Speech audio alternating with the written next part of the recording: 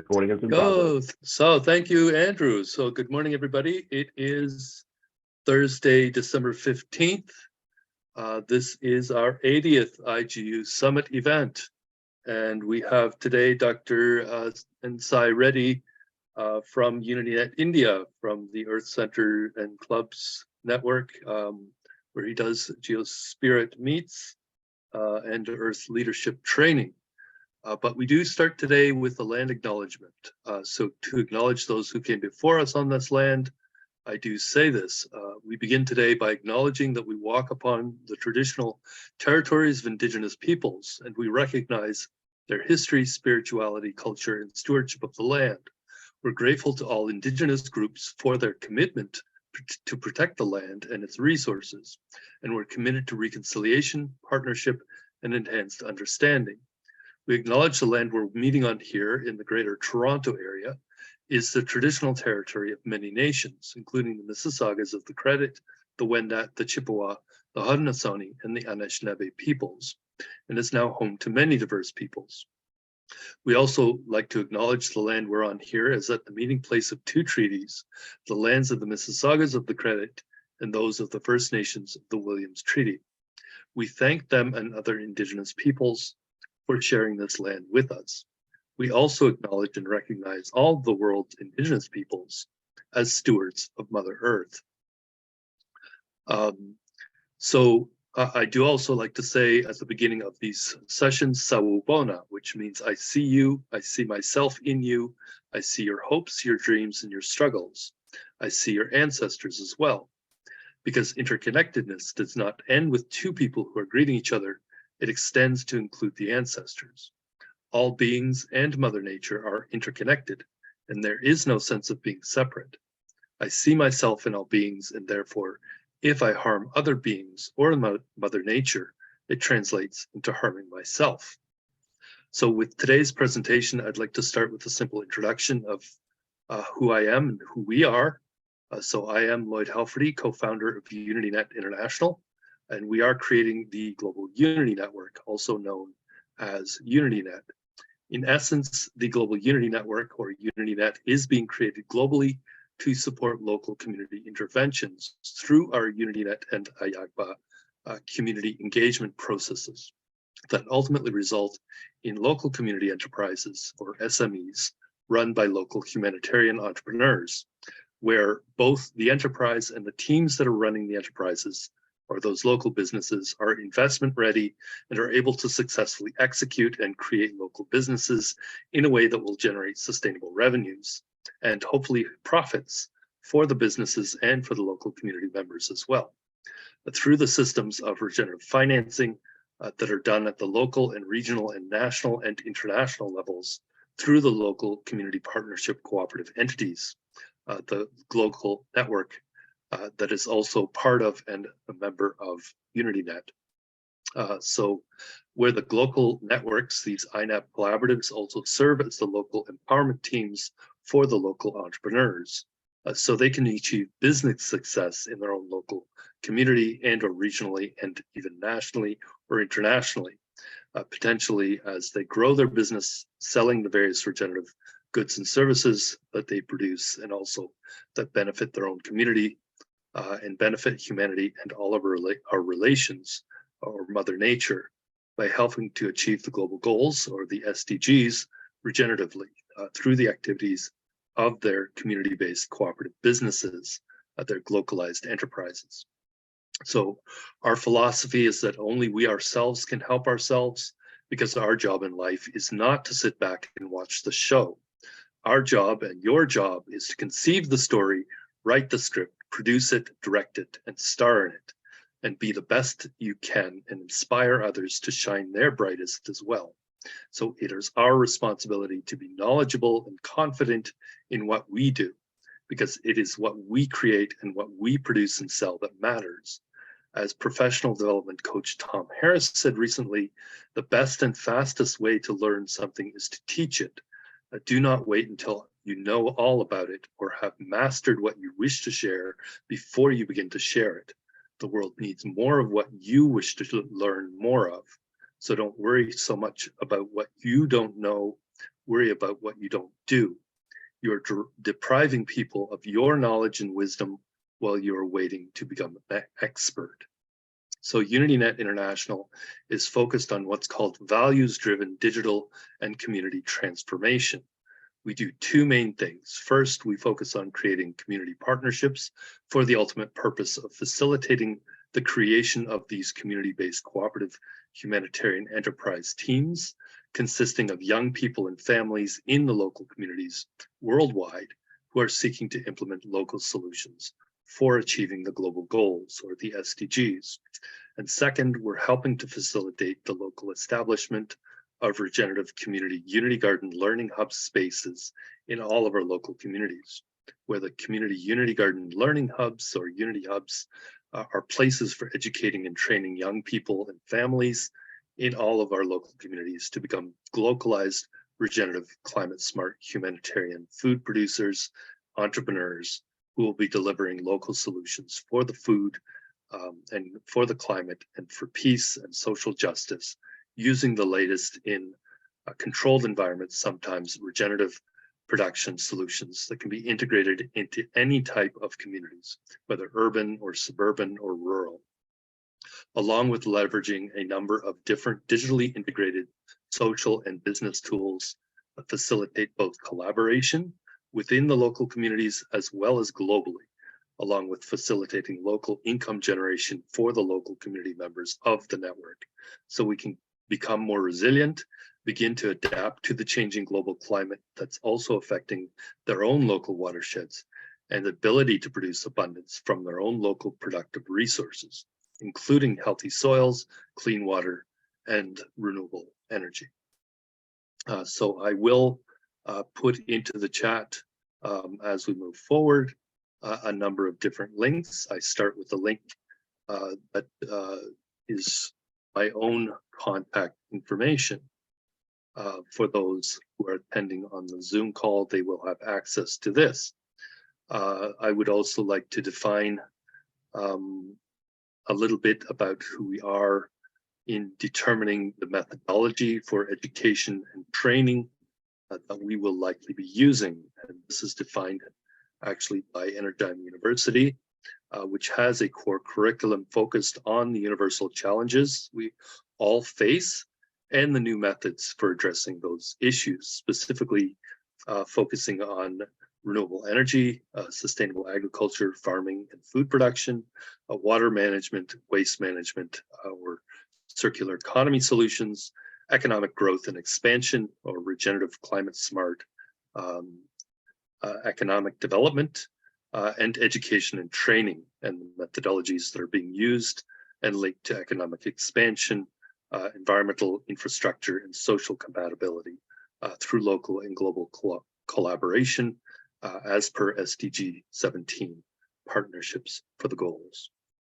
So I do link again to the Science for Peace COSWAG Climate Smart Food Consulting Group Network as well, which has a program for leveraging our food system to tackle and solve the existential threat of climate change and produce local community food and solutions for achieving the Sustainable Development Goals, one family, one community, and one meal at a time, leaving no one behind.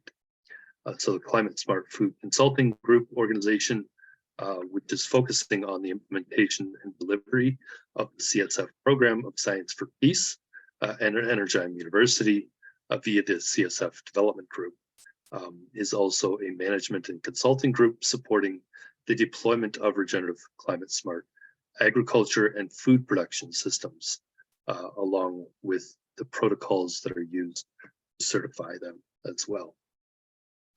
I do also want to mention, and I think at this point I will share my screen so we have something pretty to look at as we move forward.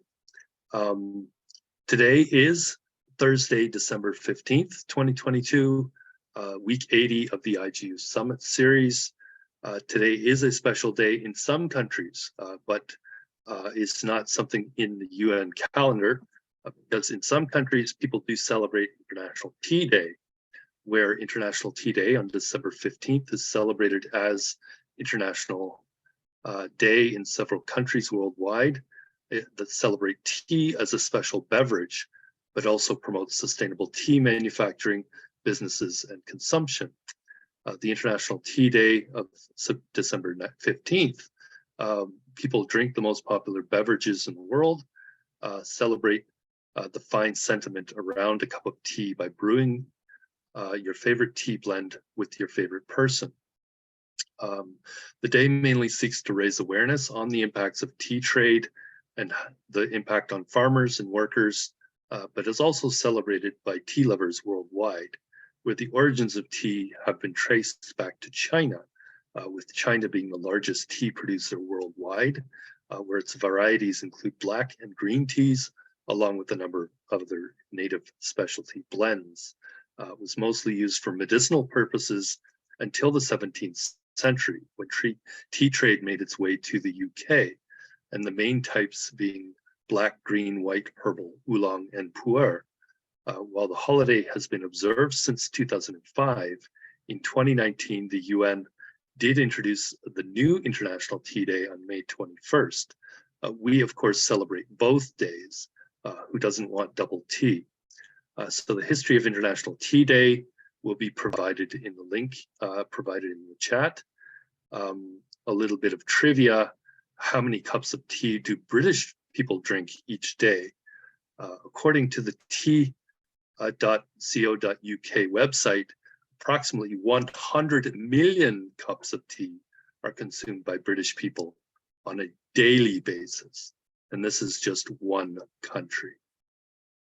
So tea, a very, very popular drink worldwide. And of course, within UnityNet, we also have our tea diplomacy initiative, which we were hoping that we might be able to double up for today, but we will move forward with our regular yearly tea diplomacy initiative events. I do also want to mention that coming up on Sunday, December 18th, is the International Migrants Day, where International Migrants Day is an international day recognized by the UN on the protection of the rights of all migrant workers and families, and a member of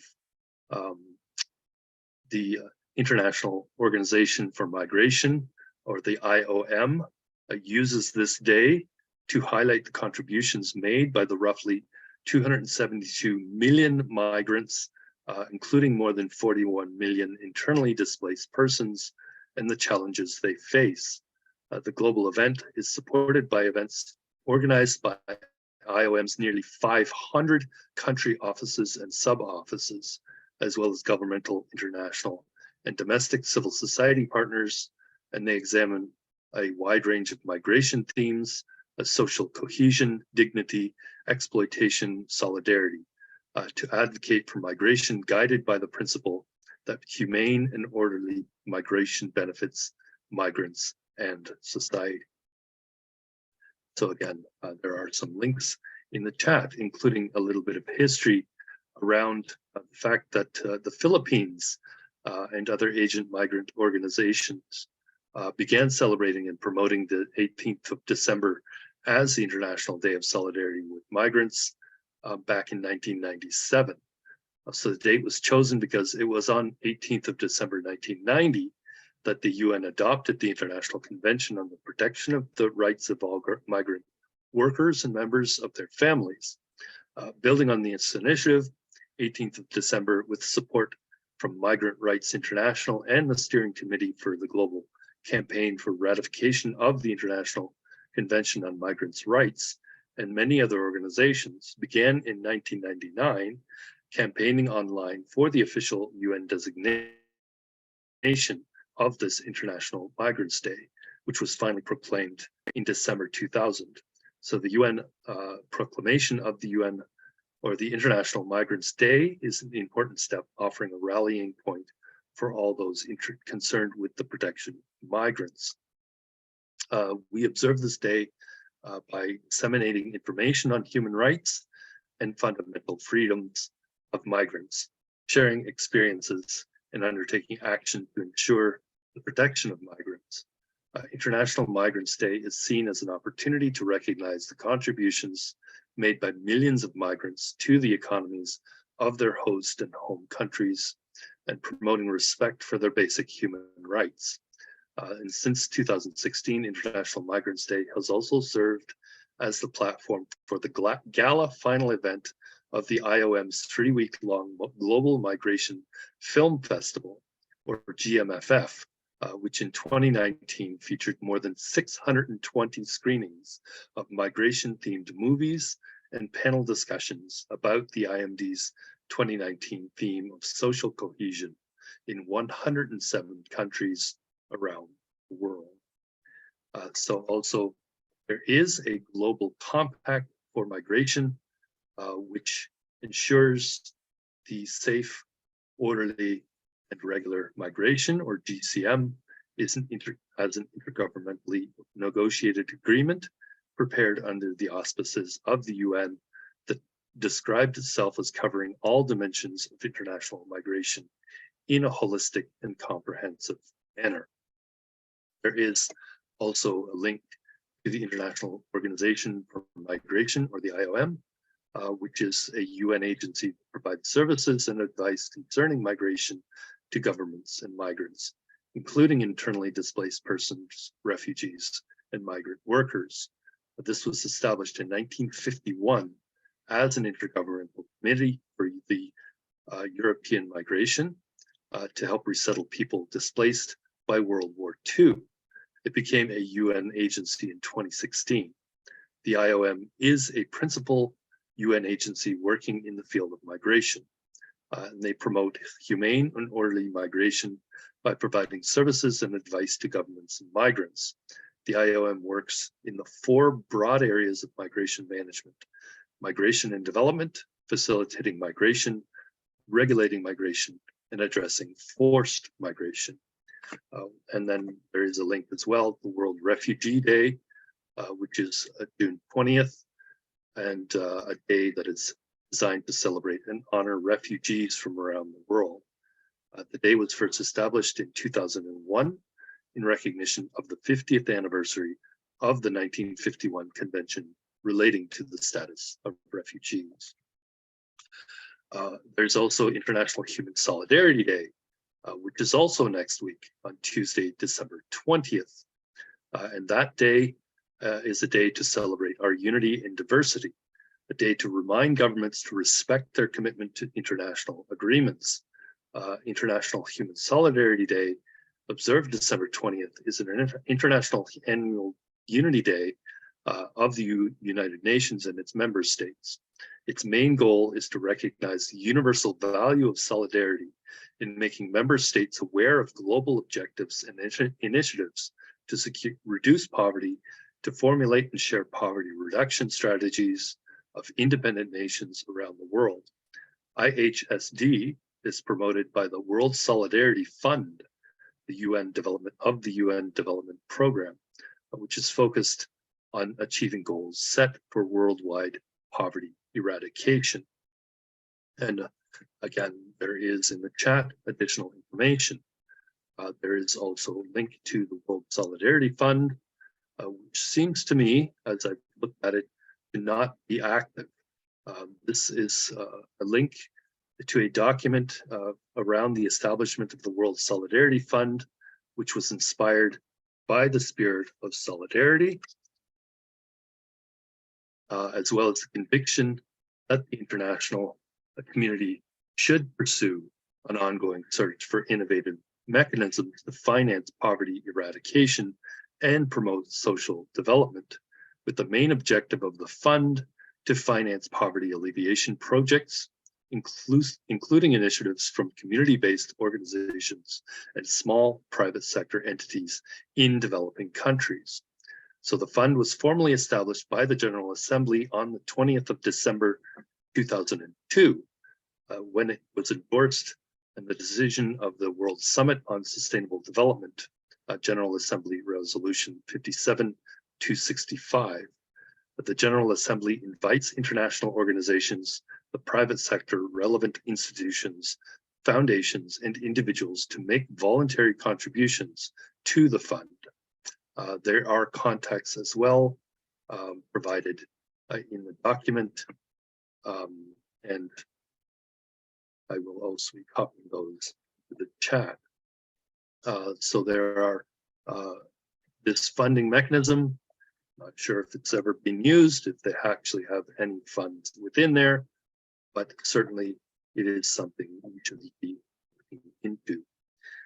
So again, the World Solidarity Fund on the UN website, there was a link to a digital library that summarizes the World Solidarity Fund. And I am attempting to put that information into the chat at this moment. Let me see if we can do that.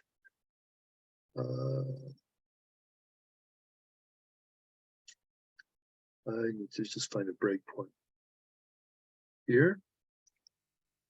A second, okay? Because I would like the people on this call to have this information.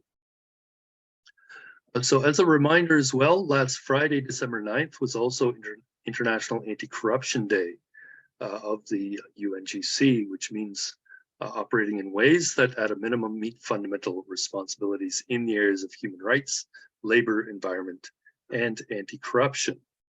The International Anti-Corruption Day is observed on the 9th of December every year and serves as a reminder for each of us to actively speak out and fight against corruption in our lives and in the lives of others. This was being implemented by the UN Office on Drugs and Crimes, or UNODC, where the International Anti-Corruption Day, IACD, seeks to highlight the critical link between anti-corruption and peace, security, and development. At its core is the notion that tackling this crime is the right and responsibility of everyone, and that only through cooperation and the involvement of each and every person and institution can we overcome the negative impact of this crime. And last Saturday, December 10th, was also Human Rights Day.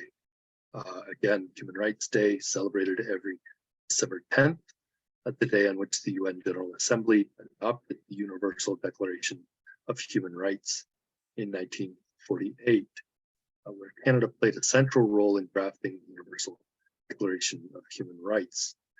There is also a video, YouTube, quite short in the link as well on the chat. The next day after that, Sunday, December 11th, also International Mountain Day. We did celebrate that day. We wanted to do a partnership with an organization in Nepal that was doing some events in Asia. We're hoping to move forward with them in the future, but we will have some additional negotiations. This past Monday, December 12th, was also International Day of Neutrality, where the International Day of Neutrality on the 12th of December is the most historic day for the UN General Assembly, declared December 12th, International Day of Neutrality, where many countries have maintained a neutral stand in war, providing a peaceful atmosphere to their citizens. The UN observes this day every year for the promotion of peace and challenges settlement between the nations. The day is aimed at promoting the use of preventative diplomacy, which is a core function of the UN and occupies a central place among the functions of the Secretary General. Again, additional information in the chat. Also Monday, December 12th was International Universal Health Coverage Day, where the UN proclaimed this day as International Universal Health Coverage Day in 2017. The idea being that everyone everywhere should have access to quality, affordable health care.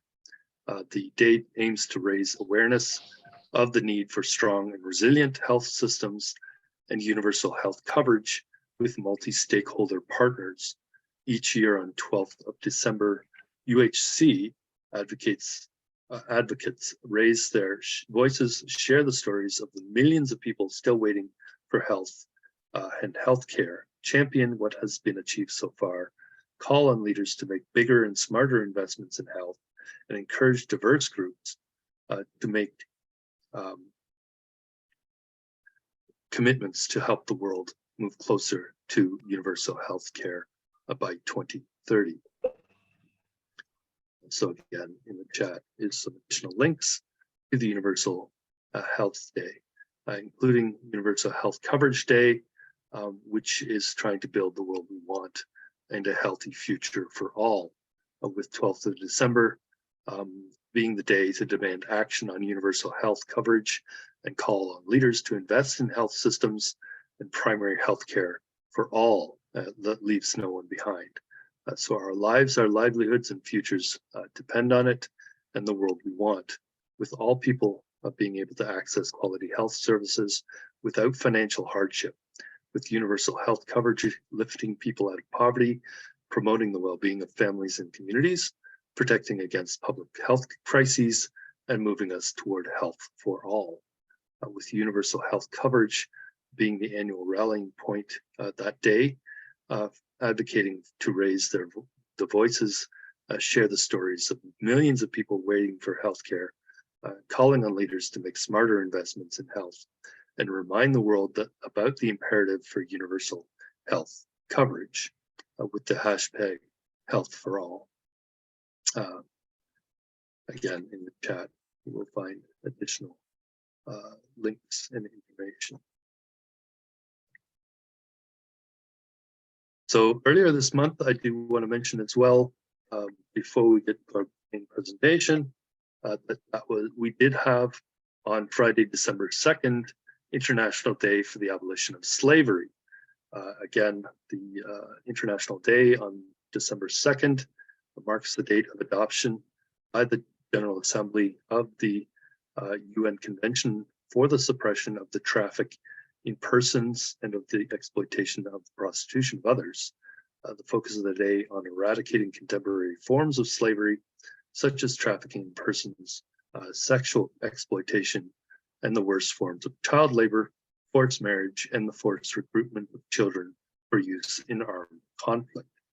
And the day after that, Saturday, December 3rd, being the International Day of Persons with Disabilities, where the annual observance of the International Day of Persons with Disabilities, or IDPD, on 3rd of December was proclaimed in 1992, with the theme of this year being transformative solutions for inclusive development, the role of innovation in fueling an accessible and equitable world, with 3 different interactive dialogues taking place on the thematic topics of innovation for disability inclusive development in employment, which is related to SDG 8, and innovation for disability inclusive development in reducing inequality related to SDG 10, along with innovation for disability inclusive development in sport as an exemplar case where all of the aspects coalesce, where sport is a good practice example and a site for innovation, employment, and equity.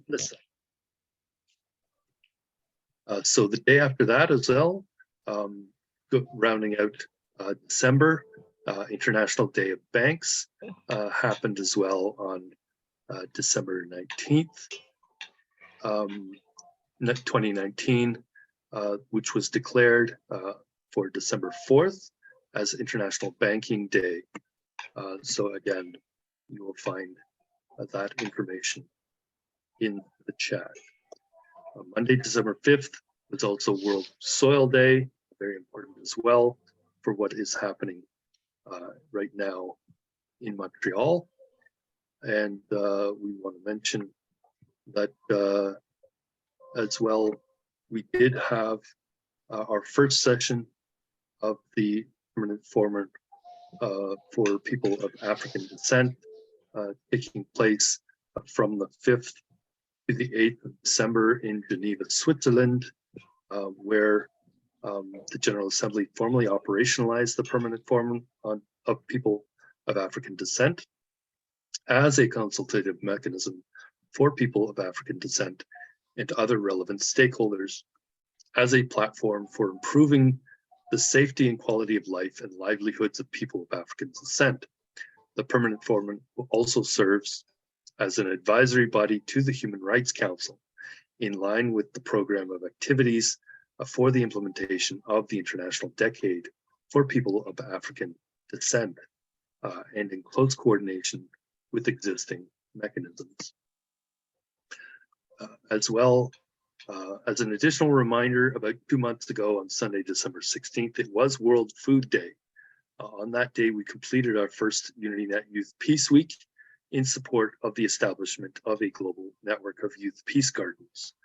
In UnityNet Youth Peace Week, we will happen every year from Global Cooperation Day until World Food Day, where UnityNet intends the yearly 2 weeks between these dates to become the days when we host the UnityNet Global Climate Smart Youth Forum, including the various hybrid in-person and virtual events that promote the Science for Peace Regenerative Climate Smart Food program that was originally developed in 2015. We have Youth Peace Week during the days in October, because the period also includes World Teachers Day on October 5th, International Migratory Bird Day on the second Saturday of every October, World Mental Health Day on October 10th, International Day of the Girl Child on October 11th, International Day for Disaster Risk Reduction on October 13th, and the International Day of Rural Women on October 15th as well.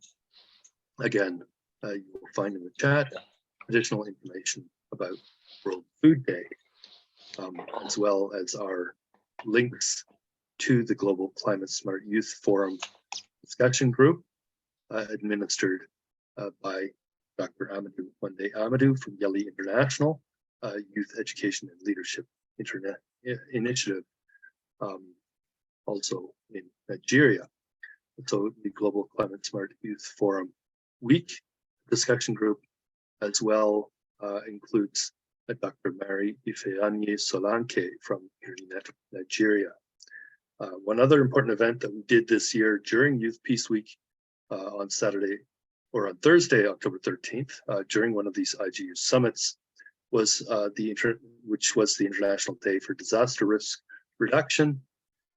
I did a presentation about the Science for Peace Botswana Climate Smart Food Program, where we also hope to partner with organizations like Earth Schools and the Earth Regeneration Mission, along with the Maui Haloha Project, Eco-Village Initiative, and create a global partnership for localization and re-indigenization of all our local communities in UnityNet as part of a program of productive and practical reconciliation for the achievement of the global goals by 2030, where the CSF program for Science for Peace lies at the heart of the UnityNet Regenerative Climate Smart Networks and the various enterprise ecosystems we're building within UnityNet and the Global Partnership for Regenerative Development.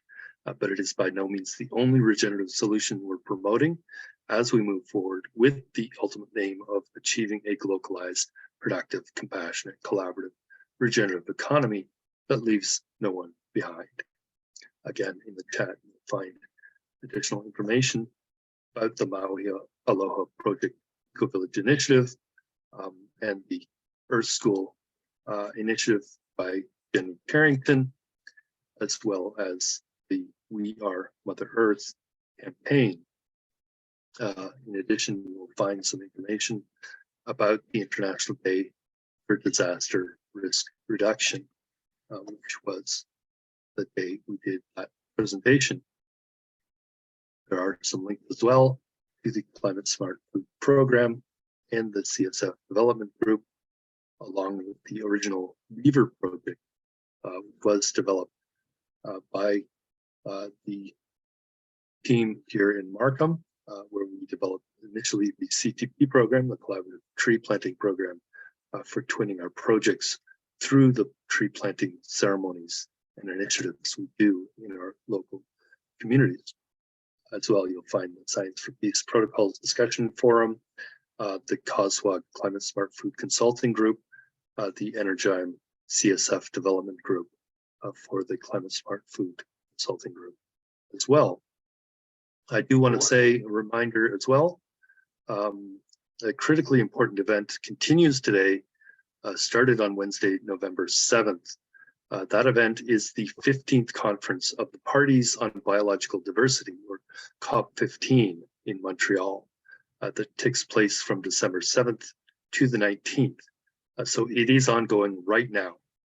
And as I noted before a few times already, I had started a discussion with our UnityNet biodiversity team leader, Leslie Adams from the Sierra Club of Canada, who's also the Sierra Club lead on integration of the SDGs into all of the Sierra Club activities for Sierra Club of Ontario. For anyone interested in learning more about this event and its outcomes, please contact me. I will put you in contact with Leslie, who is attending this event in person in Montreal right now for only 5 more days. You can also join the Unity Biodiversity Network. The link will be put into the chat. So the UN Biodiversity Conference, again, ongoing. See also a link in the chat where Canada is advocating for international collaboration on this ambitious post-2020 global biodiversity framework, including targeting 30% of lands and oceans conserved by 2030, and as well halting and reversing biodiversity loss, requiring collaboration and partnership, including with Indigenous peoples, the original guardians of the land. It also requires real transformative change, innovation, and a proper accounting for the true value of nature in the decision-making across all of the sectors. So also you'll find a link to the official conference page for this negotiation of COP15 and a link to our related Unity Biodiversity Network and Sierra Club of Ontario, which is chaired by one of the members that Leslie is working with closely through the Ontario Biodiversity Council, Steve Hounsell. So the Convention on Biodiversity is also connected to the Aichi biodiversity targets. These targets will actually be superseded by the agreement that is reached at this meeting in Montreal, again, ongoing right now. So as we move forward and this negotiation is happening, the outcomes will have significant importance on the way we move forward in the next 10 years or so as we try to restore nature. There is a related critical role for Indigenous peoples as well to understand the Nagoya Protocol on access and benefit sharing. This protocol also ensures that and also creates incentives to conserve and sustainably use genetic resources and enhance the contribution of biodiversity and development to development and human well-being, with the Nagoya Protocol covering traditional knowledge associated with genetic resources covered by the CBD and the benefits arising from its utilization. So there are a range of tools and mechanisms provided by the Nagoya Protocol that assist contracting parties, including establishing national focal points, competent national authorities, access and benefit sharing clearinghouses to share information, capacity building to support aspects of implementation, awareness raising, technology transfer, and financial support for capacity building and development initiatives done through the protocol's financial mechanism, which is the Global Environment Facility, or GEF, which again, you will find in additional information about the GEF in the chat, which is something that UnityNet has been working on hand in hand to create a greener world for almost 30 years, where they've implemented now over 1,000 projects inspiring, informing, and enabling the public and policymakers across more than 160 countries. And you can find additional information from Wikipedia, as well as the website of the GEF, which has one of the largest portfolios of least developed country adaptation projects in the international finance community. They have financed over 310 projects, 53 enabling activities, with approximately $1.7 billion in grants, directly benefiting over 50 million people. So Canada is also part of this mechanism, with the DEF being in Canada, supporting biodiversity, climate change, ozone layer depletion, international waters, land degradation, and persistent organic pollutants, with the international environmental issues directly affecting Canadians as well, and our environment. Of particular importance to Environment Canada is the work on biodiversity, along with climate change, POPs, and ozone layer focal areas. Since 1991, the GEF has provided $8.6 billion in grants, leveraged $36 billion in co-financing for over 2,400 projects in over 165 countries, according to the Canadian website. So the Canadian International Development Agency, or CIDA, is the Government of Canada's lead on the GEF, with Environment Canada providing technical and environmental advice on programming and priorities. So the latest news as well, I'm posting it in the chat, is the news coming out of this COP15 meeting, where UN Chief Antonio Guterres has said explicitly during the talks on biodiversity that biodiversity loss must stop humanity, and we must come to an agreement around these targets. Otherwise, we are committing, as he says, committing suicide by proxy. And you will find an Al Jazeera link in the chat as well. So that completes the opening, a little bit longer than I expected this morning, because there is quite a bit of things happening. Still, it seems sometimes like a quiet December, but things are happening on the international stage that are extremely important to humanity's future. So with that, I'm going to pass along the baton to our guest speaker, Dr. Sai Baksar Reddy, if you are able to unmute yourself. Yeah. Good morning, everyone. Good morning. Greetings. Thanks for joining us.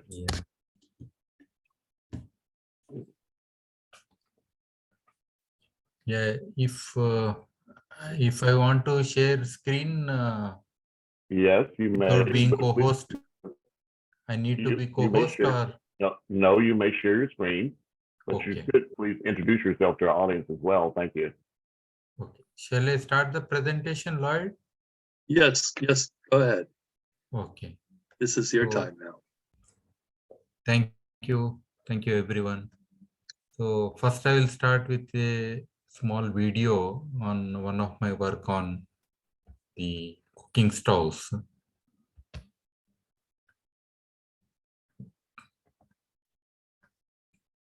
Hope audio you are able to listen. We don't hear it. You have to stop sharing, and start again to make sure that you click share the video, share the audio at the bottom left of your screen, please. So you'll need to stop your share first, and then share your screen again. But click the little, there's a little check mark at the bottom where it says share sound or share audio. Okay.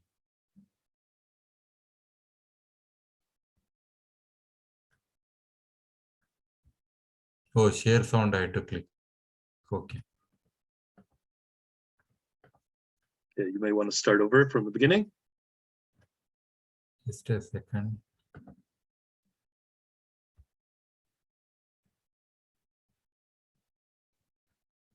Share sound, I had to click. Okay. Stoves to the remotest villages in India. Here's his story. Hope you are able to listen. Yes.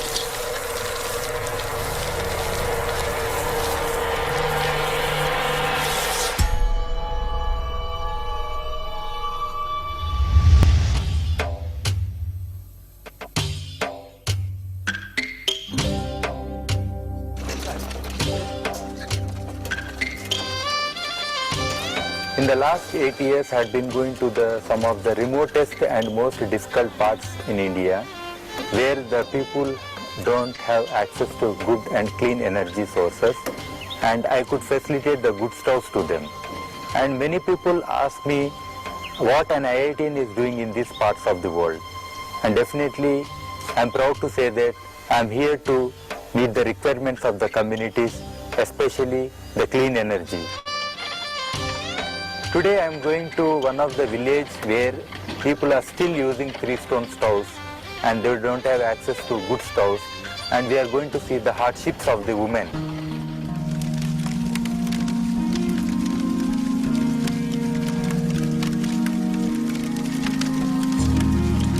Her name is Manga, and she had been using this clay stove, and her age is about 35 years.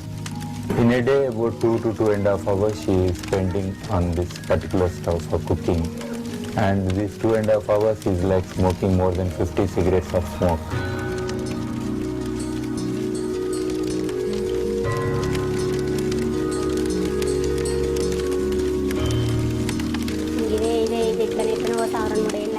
My children and I regularly suffer from headaches and chest burns, but we can't afford a gas stove. It costs 5,000 rupees.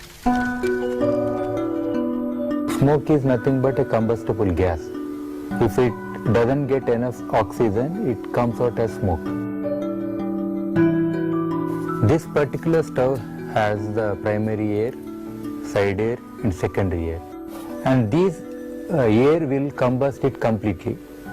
So by the time a complete flame is formed underneath the pot, there is very little smoke that comes out. Today I am going to give Manga a good stove, make 3G stove.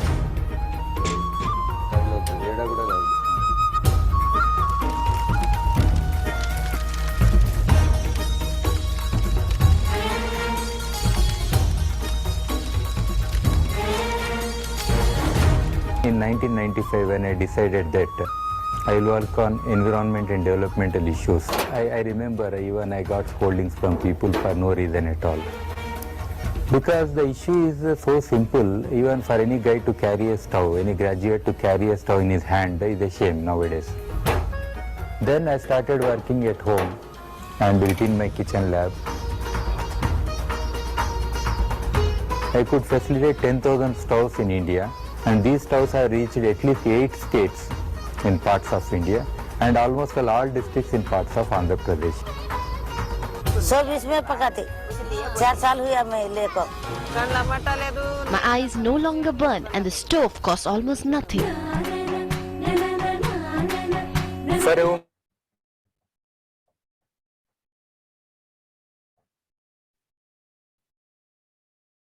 Dr. Reddy, your video has stopped sharing. Yeah, I stopped. Okay. Thank you. It was one of my works with rural communities on facilitating this efficient, low-cost biomass cook stoves, which is one area untouched, and still millions of people suffer because energy security is a big issue even for the developed countries as of now, because of energy crisis and so many other challenges.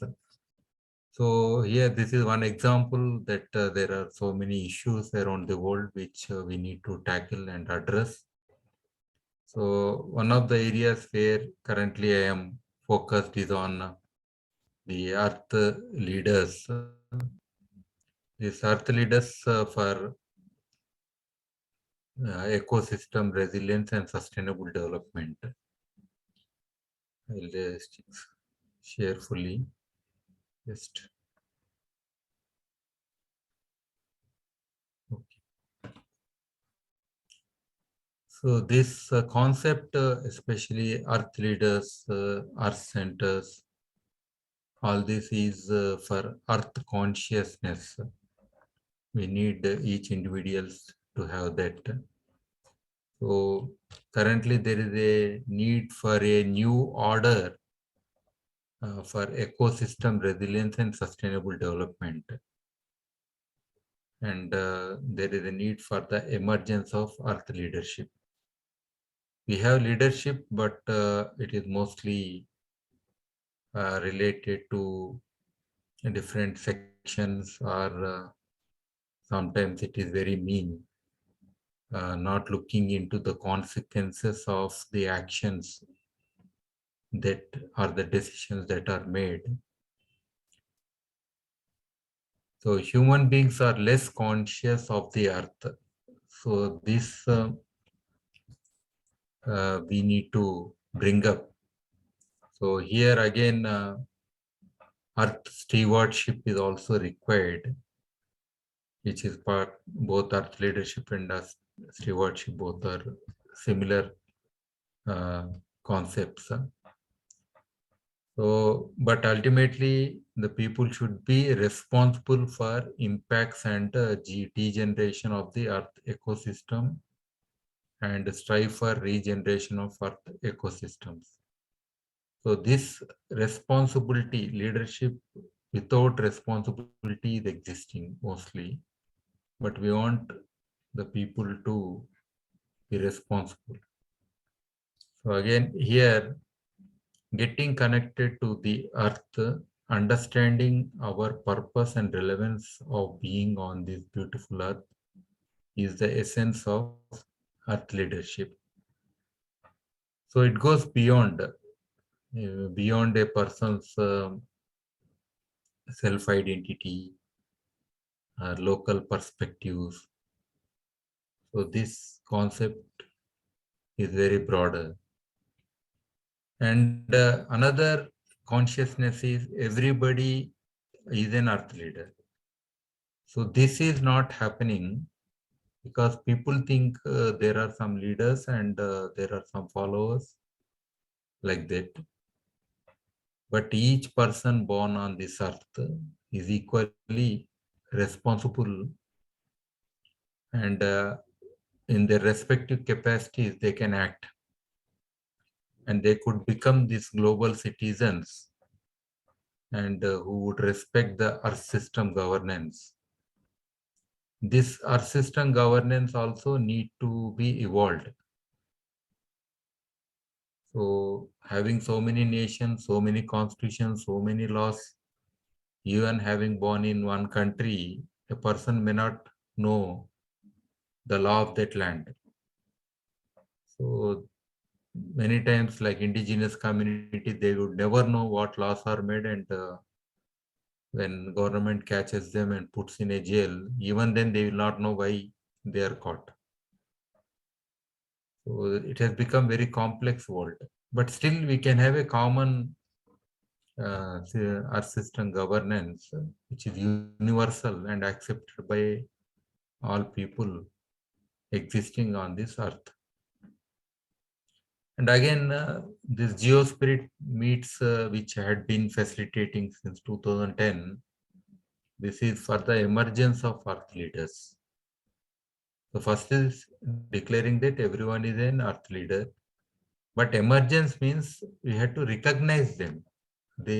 For that we need a kind of process. So that process is this geospirit meets.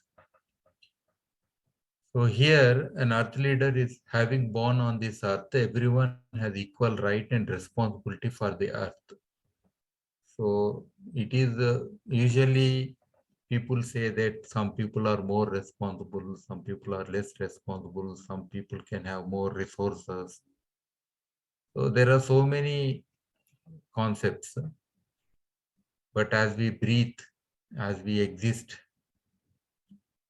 so So whatever the differences have been created, these are quite different. And it is one of the most resourceful and beautiful planet that we are living on. And its conservation and sustainability is utmost importance. And the spirit of Earth leadership could make it a better planet for the present and future generations. So Earth had been tolerant and resilient over millions of years. But of course, our human developmental interventions and greed, it has become very fragile. And we are leaving every other generation more poorer. Like debt of the nations or the relationship between energy, economy, and which inversely affects the environment. Each country has its own policies, which are mostly mean, actually. And the concept of nationalism, people would think in a given boundary how they could sustain, not bothered about the consequences of their demands, because now resources, even food, many things are exchanged globally. So somewhere the consequences would happen. Like electricity is always cleaner, it is said. But the thermal power station where the electricity is generated is not cleaner. So nobody would be willing to have mini thermal power plant in their own place and say that electricity generated is cleaner, like that. And ultimately we need harmony, and this everything is interconnected. And human and financial capital is developed at the cost of natural capital, leading to weak sustainability. The sustainable development, our common future, then Brundtland Commission and World Commission on Environment and Development. So there were so many things which defined this. And lead without identity, that is the leadership quality. And leaders are not those proclaimed by oneself nor declared by someone. It means everybody is a leader, whether something like that happens or not, some declaration happens or not. Leadership is not a position, it is the continuous process of being responsible for a cause. So these are some of the underlying principles based on which these Earth leadership programs are being promoted. So here again, some other concepts are Earth leaders own Earth, rather represent and love only parts of the Earth. It happens usually when we don't love our own body equally, and we don't love every animal equally also. But everything is creation, and everything need to be equally respected. So an Earth leader is a sensitive and humble human being. This sensitivity is a very big concept because knowledge has no meaning unless people are sensitive. The most knowledgeable people, very rarely they may act or react. It means they are very less sensitive. So they need to be sensitive. That is very, very important. Then only people would be responsible and responsive and would act. And definitely sensitive people's knowledge is always useful. Primary trait of Earth leadership is to exemplify a life with just values. Each person has the ability to change the Earth. It is like butterfly effect. So some people might think I may be so insignificant. What if, let us say there is a small fire in a forest. A person has gone and extinguished it, or he left it. We can write the whole history of this on this earth differently because of this particular small event that occurred. Earth leaders should envision a better world with selflessness and compelling for everyone to emulate. This is also another important factor. Earth leader is conscious of one for all. That is because I am because of everything. One for all or all for one. So this is an important concept because your existence is not by yourself. Everything, biotic, abiotic, everything has made you to exist. So Earth leader inspires and empowers everyone around for Earth stewardship. And Earth stewardship encompasses environmental stewardship also. So Earth leader is the trustee for conserving, protecting, and improving the Earth resources. This trusteeship is very, very important for people. In the concept of sustainability, trusteeship is a primary important requirement. Earth leader is one among the leaders who strive to achieve common goals. See, individuals will have their own personal goals, but common goals is for everything around. So, Earth leaders contemplate on the challenges faced by the Earth. So, any challenge is sometimes people avoid challenges because they want to be so-called comfort zone.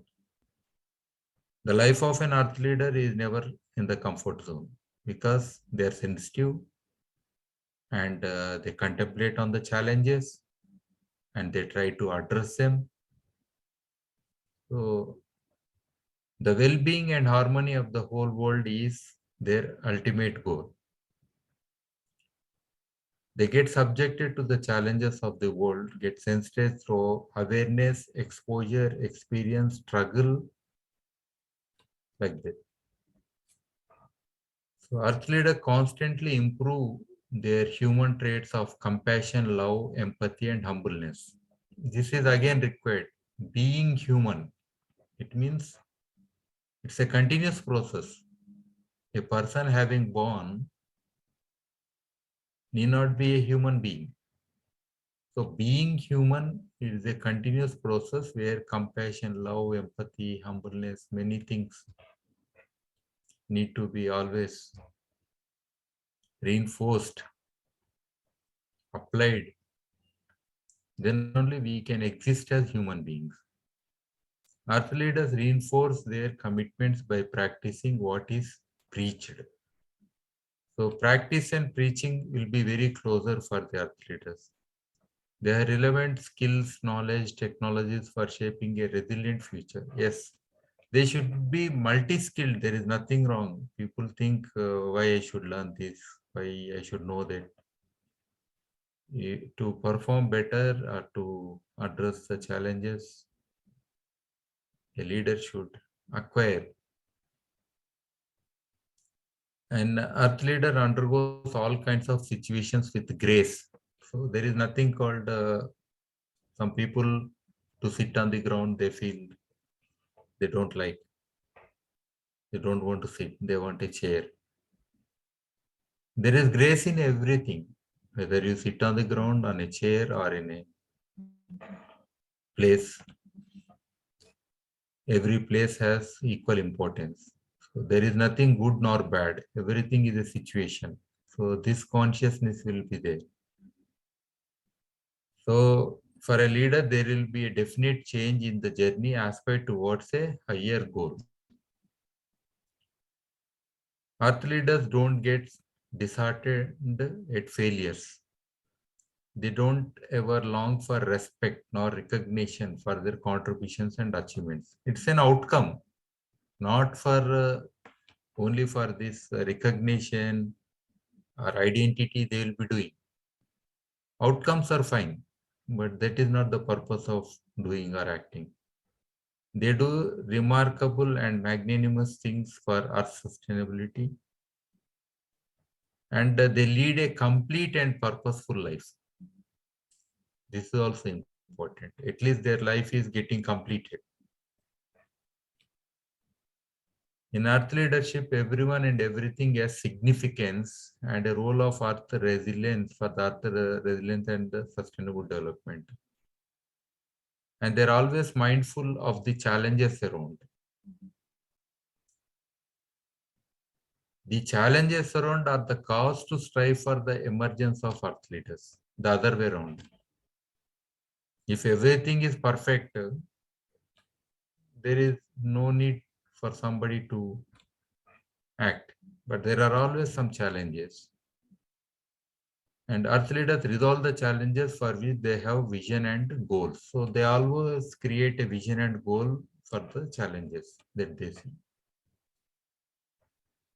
Earth leaders lead a group of people or organizations toward the sustainability of the Earth. Again, they go at different levels, from individual to addressing groups or addressing organizations and like that. And consistent Earth leadership is needed for the positive change.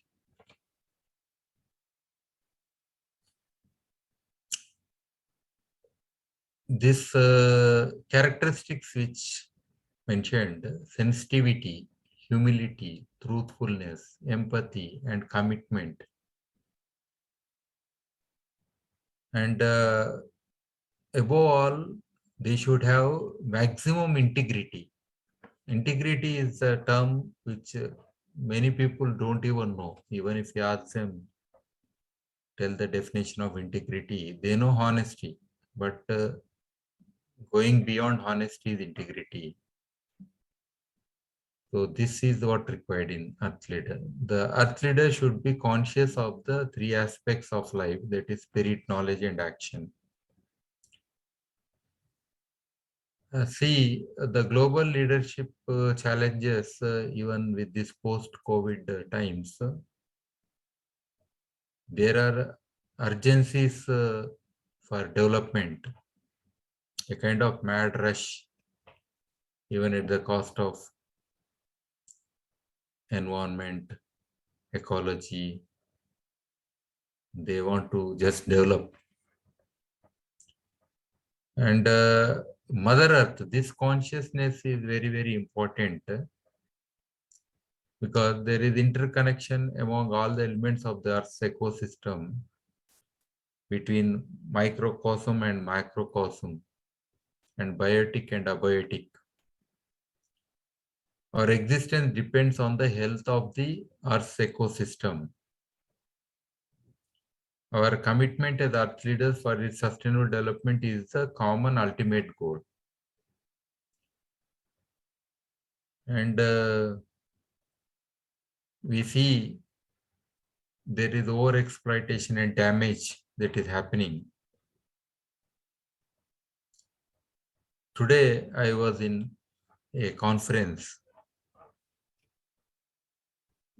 Asian conference, that is on sustainable exploitation and harnessing of marine resources.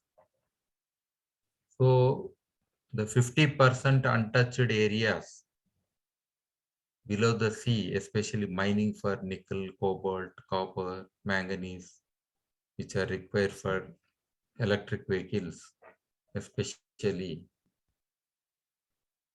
All nations are competing now to have this area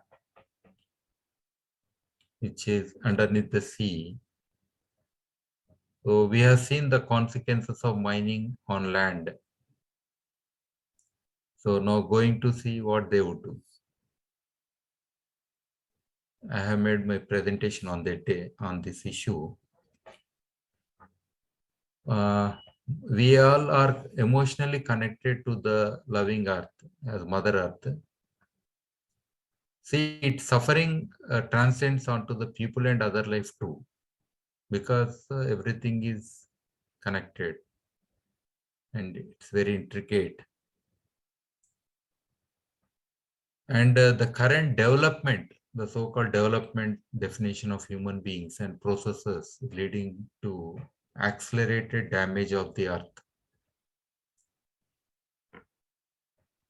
And earlier, people were more connected, consciously connected with the earth, because people used to walk even barefoot, or they used to go by a bullock cart or on the back of a horse.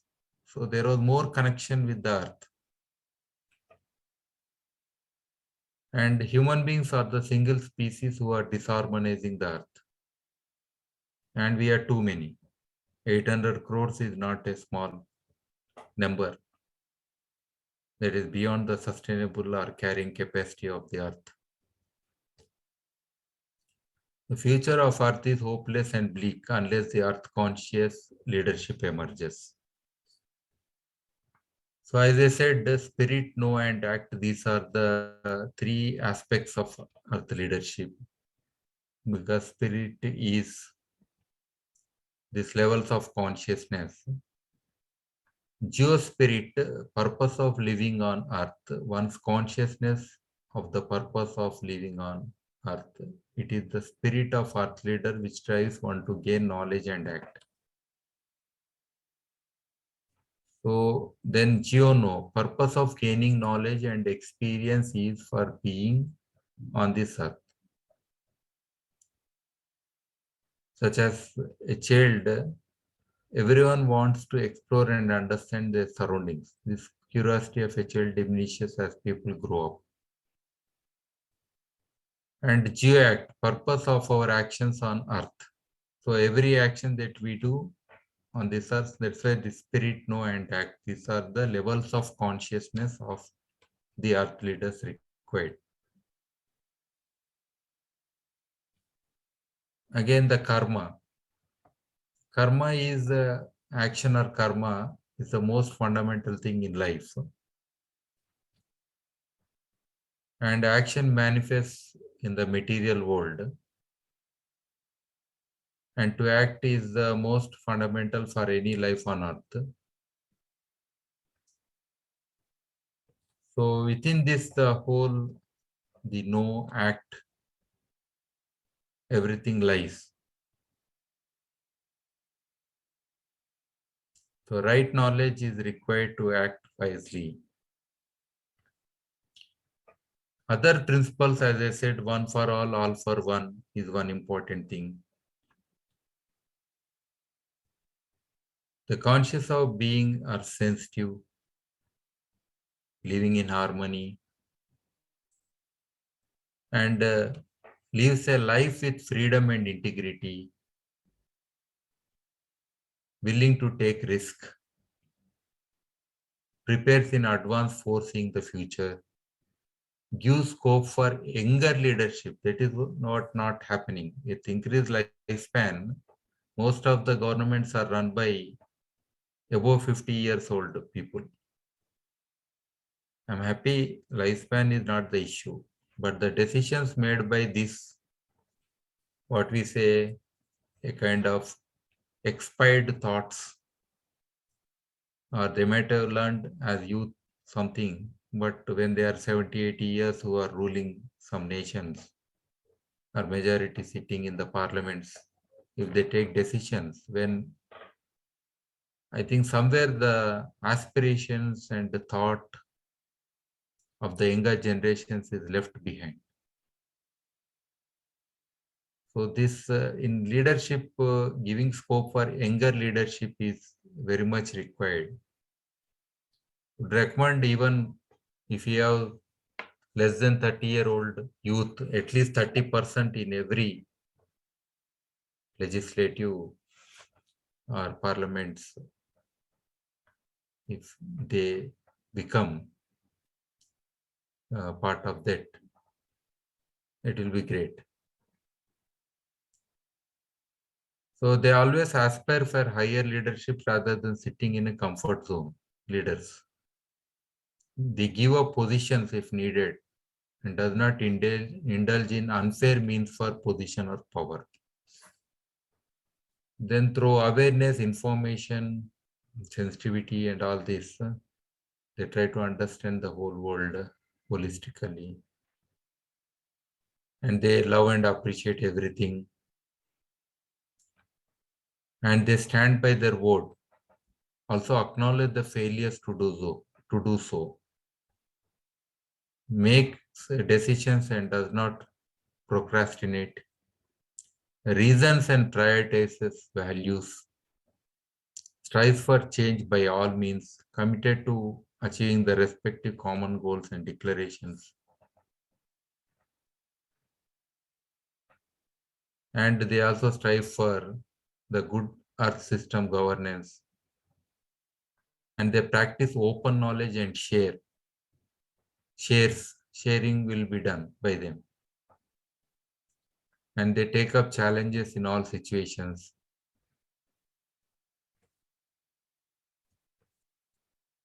And there is a process in this whole thing, the leaders. So for the emergence of earth leaders, first they need to enroll in a process. Means let us say there is a challenge. So getting into that challenge is a process of enrollment and trying to understand more that challenge and getting sensitized or sensitization process they undergo. Let us say climate change or gender. There are so many things which you have to be sensitive to understand. And they get inspired and they set their goals and they try to achieve. And there are so many things, the goals declared would be achieved through many means, like integration or recognizing, appreciation, support, networking, convergence, communications, organizations, like that. They apply different methods to achieve the goals. And these earth leaders are from all walks of life. They are managers, professionals, education. It is not about just political leadership we are discussing here. Everybody is an earth leader and they can represent every section of the society, including public leaders, farmers, artisans, artists, students. And leadership is making everyone a leader. Many times we have this a guru and then followers or disciples or volunteers. So much jargon is given, telling that like people will tell read books, but nobody will tell write book. Read book means there is somebody who is more intelligent than you, that book is available, you read. So you don't know anything. If somebody tells write book means even you have some knowledge, experience and understanding, why don't you express it? So leadership is like that. Leadership is making everyone a leader. Symbolically, the earth leader is the one, while climbing a hill, gives hand and pulls the person to reach above oneself. Also mentor those above and below to reach the heights. Recognition. See, recognition is always an outcome, but still we need to build that process, especially while encouraging the younger generations in this leadership process.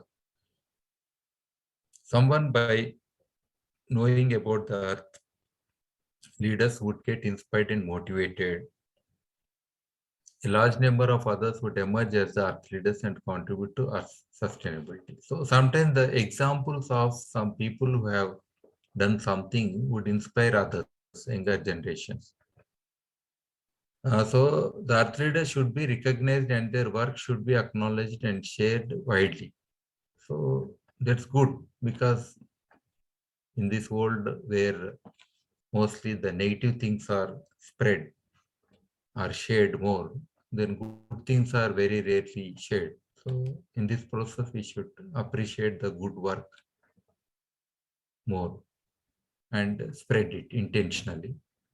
It is common to see that very few people get recognized and appreciated less often. However small one's initiatives might be, for the earth, one should be recognized and appreciated. Every action is equally important for the sustainability of them. Till date, I have given thousands of people who involved in this process of earth leadership, declaring them with the certificate called Earth Leader directly. So this is very, very critical.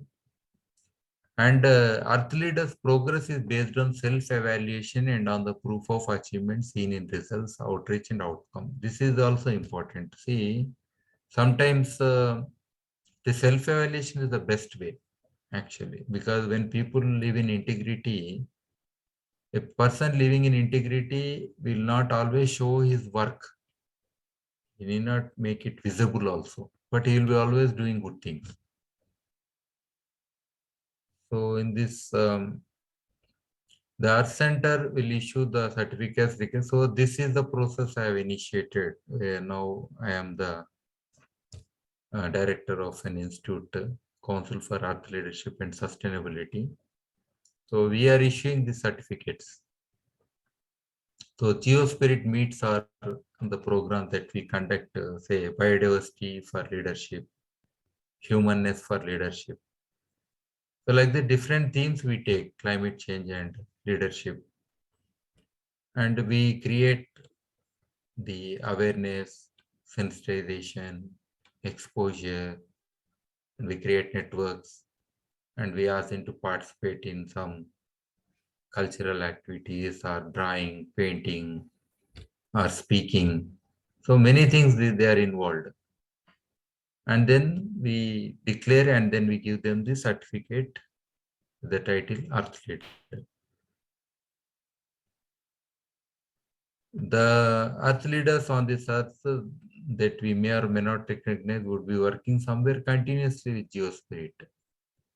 Even if there is no system, there are many people who are doing that, it means. And we need many earth leaders, and that is very essential.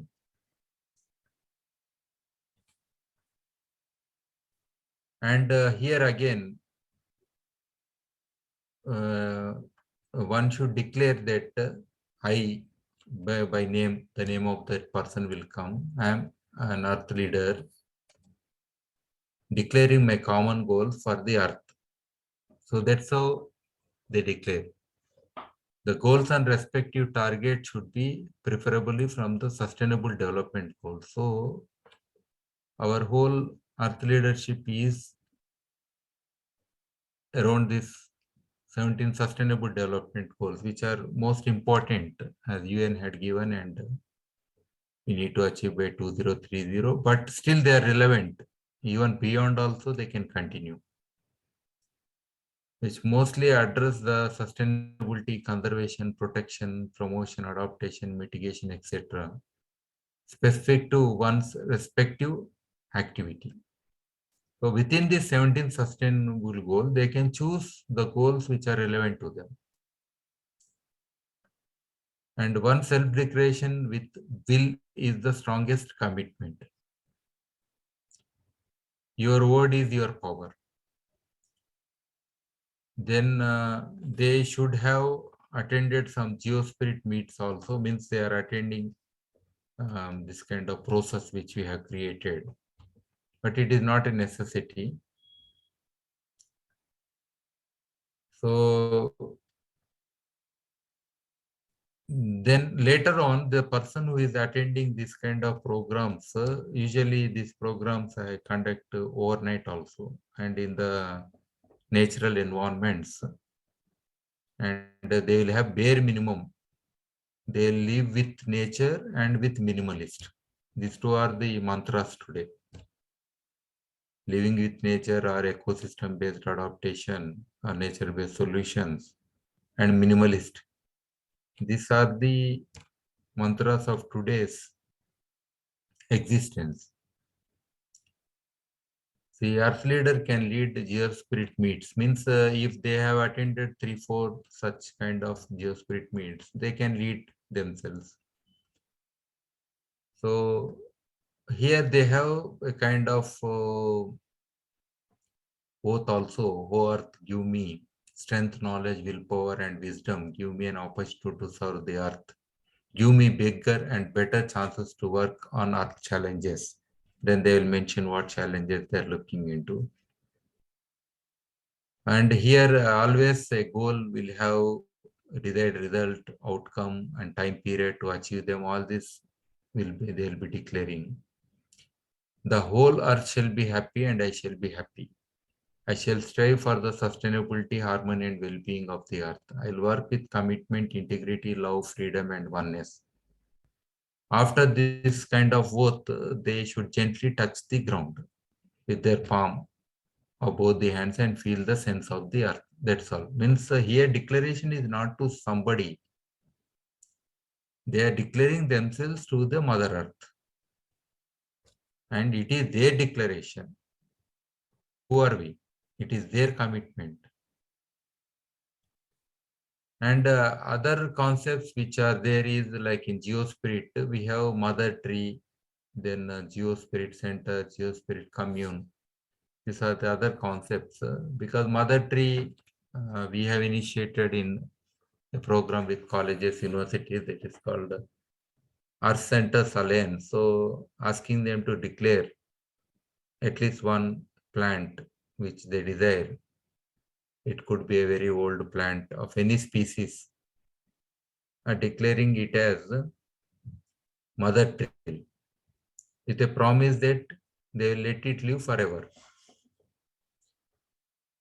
And this Geospirit Center is again a kind of place for connectivity. Around that place, they will develop with local biodiversity, all the species they will put. It could be a small area of say 1 acre, half acre.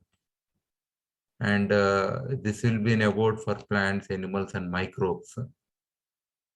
And a nature-based solution, ecosystem-based adaptation, these concepts would be reflected here.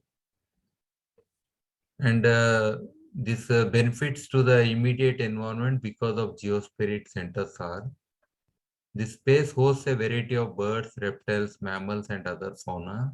Heaven for soil microbes, a must requirement for keeping the soils alive rather dead. This concept I had been sharing with Lloyd since very long. And once he summarized this work, and which I published in my book also, one of my books on biochar. The biodiversity of plants is the host for fauna and also an excellent resource of the genetic pool. So at least if we declare this kind of Geospirit centers globally, then in the future when the GMOs are coming and so much pollution and so much mutations and exotic plants, in this kind of situation, at least they will become the centers from where the local genetic pool is conserved. And have developed an area of one of such area where I have developed is it has more than 200 species of plants in half an acre land. And it has very good soil microbial culture, which I am using for my biochar. And in this place, no chemical pesticides or fertilizers are applied. And again, another concept which I was working on is Geospirit Commune. So around a center, can we live in harmony with nature? So this is my building constructed with minimalist concept without damaging the local rocks or even plants also. So around this center where you conserve the biodiversity, people can start living as a commune. It is like only 10% of the land is used for habitation, means for construction, and rest is for the commons. So living in harmony with nature. So this around 17 people are living together now. That place is called the Earth Center.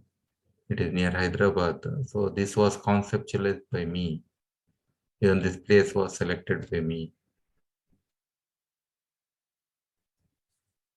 So Geospirit Center, there is a need for many such centers to support indigenous microbial life for the present and future of the earth. So that could be declared, even a farmer could declare. He could leave at least 1%, 2% of his land and declare that place as a Geospirit Center. In every academic college, university and all that, we have lots of land, many places. So they're declaring already. When I told the youth and the colleges, it could be even in private lands also, and religious places also, other common places also it can happen. So Geospirit is for freedom, oneness, and to be the earth leaders actually. So again, Geospirit is for understanding and getting connected to the earth. So here again, relationship between various biotic and abiotic aspects to understand. And to be sensitive and be the cause of sustainable earth resources for geoecology, environment, and humanity. And the Geospirit is a space for self-realization and freedom, where these such centers are created. And in such places, we have MOUs with universities and colleges. We told them to adopt the international days. Just before Lloyd was telling the important international days of significance. And even by remembering those days, because these are universal, means globally, everybody need to be conscious. Say Soil Day. Now this month we have Farmers Day also. Like Energy Conservation Day was also there in India. We celebrated. Even Monkey Day is also there. So like that, important days are there. So we are asking them to just chisel on a stone all these important international days of their choice and go there to that mother tree, to that Geospirit Center where the biodiversity is there. Contemplate, discuss, take an oath like that. And our act, knowledge, and spirit are relevant to the harmony and well-being of space.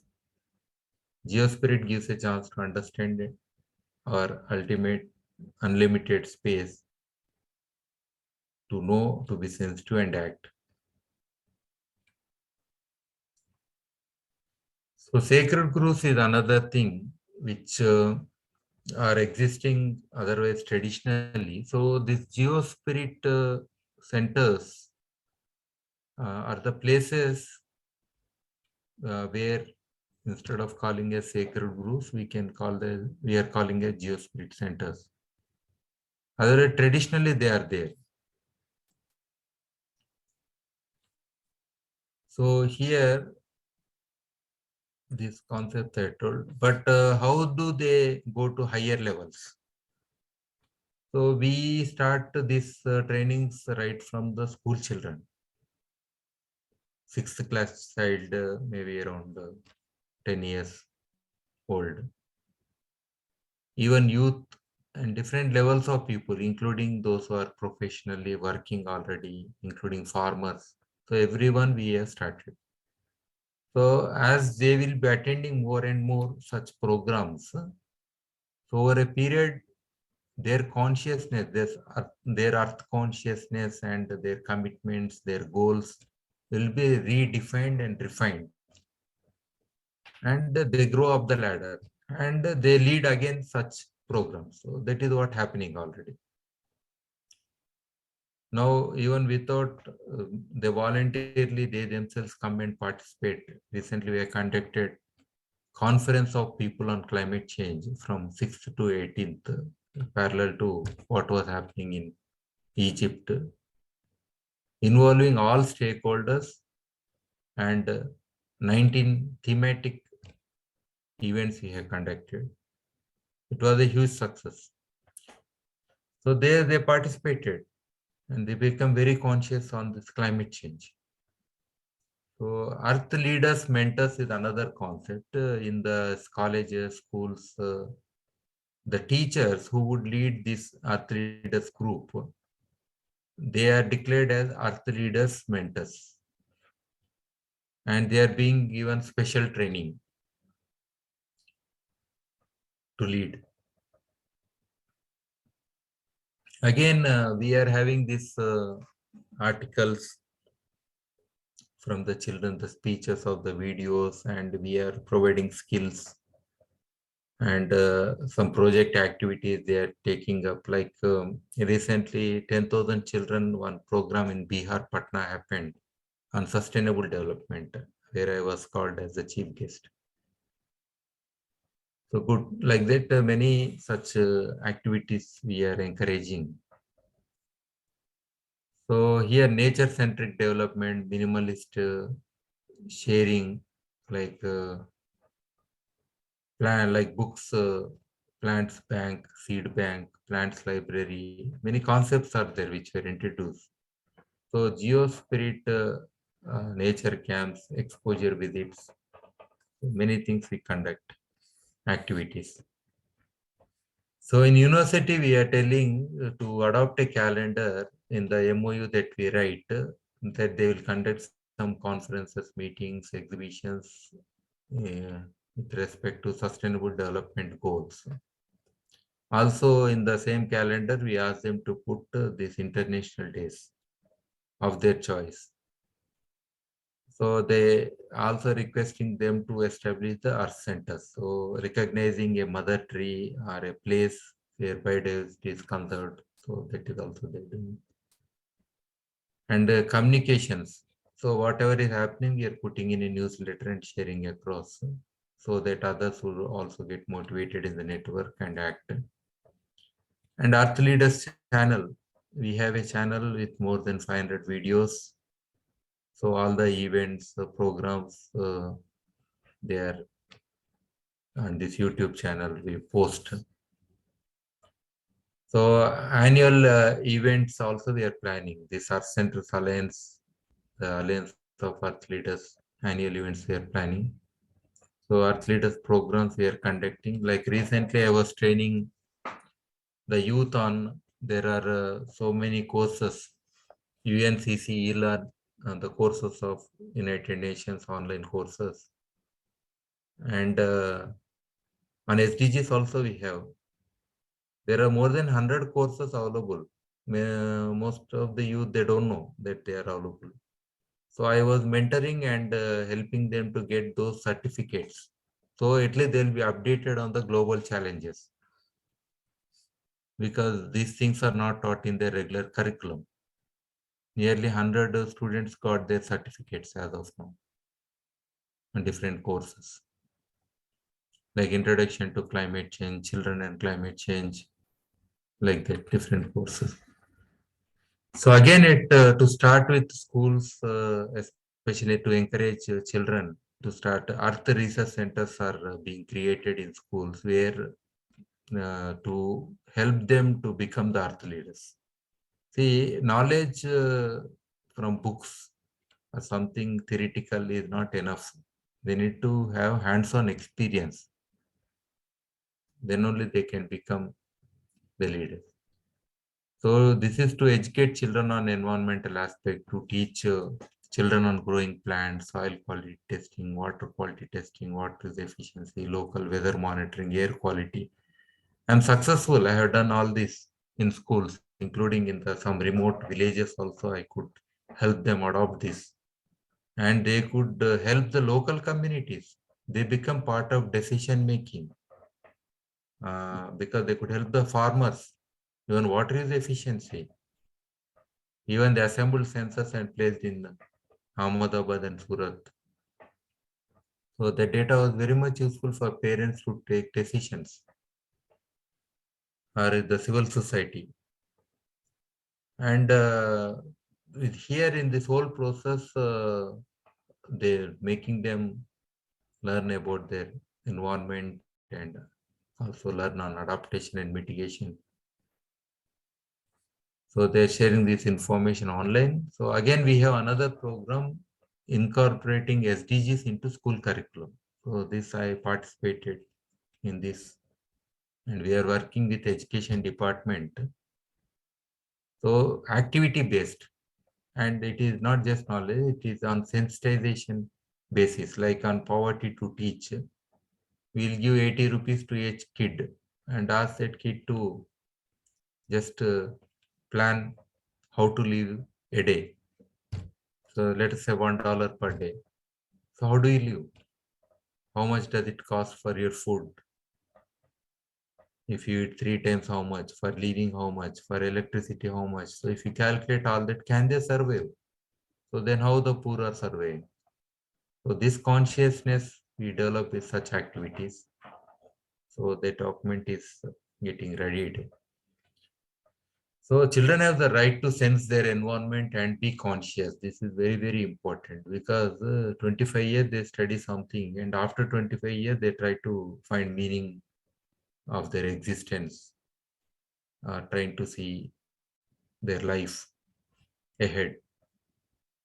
Why don't we make children, as part of their education, should also be aware of their immediate environment?